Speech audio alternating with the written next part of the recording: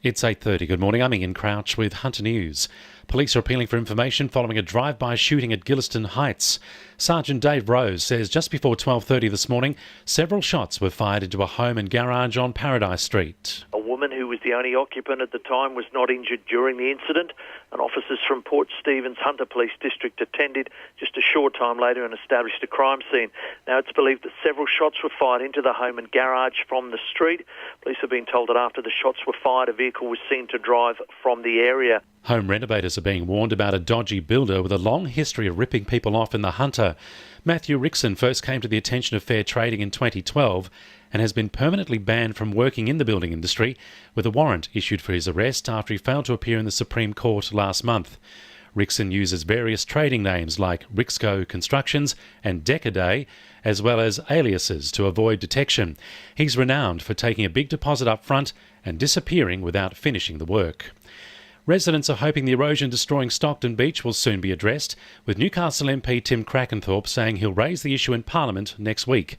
Shadow Minister for Environment Penny Sharp visited the beach yesterday afternoon alongside Tim Crackenthorpe, who's been calling for action since 2016 to save the beach.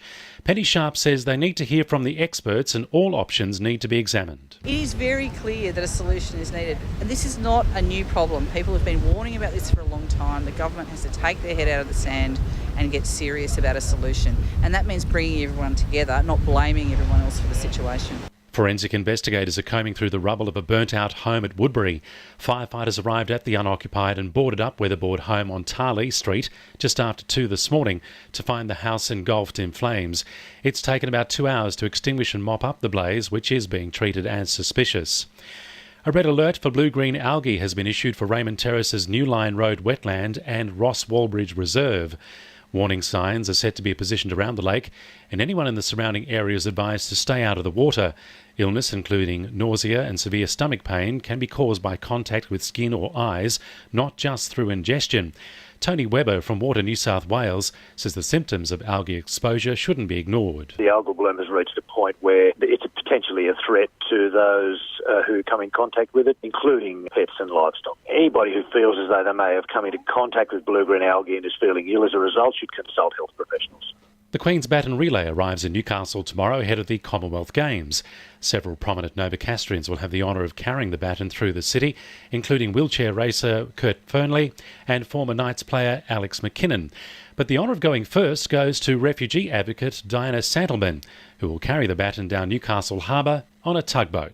Sport for our sponsor PRD Nationwide East Maitland. Former Newcastle jockey Daryl McClellan has been denied the opportunity to ride back in his hometown this weekend after a riding licence mishap. He's currently licensed to ride in Queensland, but as yet hasn't applied for a New South Wales licence, something he was unaware of. McClellan says he'll return to sort out the paperwork before booking rides in Newcastle next week. Hunter shooter Dan Repacholi says he'll retire from the sport after the Commonwealth Games. Dual gold is the aim after qualifying for the 10 and 50 metre air pistol events. He says he wants to finish his career with a bang, with the 10 metre title defence on the line from the previous games.